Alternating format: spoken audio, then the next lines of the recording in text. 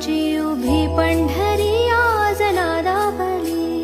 तुझे नाव ओठी तुझे रूप ध्यानी जीवाला तुझी आस गा लागली. जरी बाप साऱ्या जगाचा परी तू आम्हाले करांची विठू माऊली.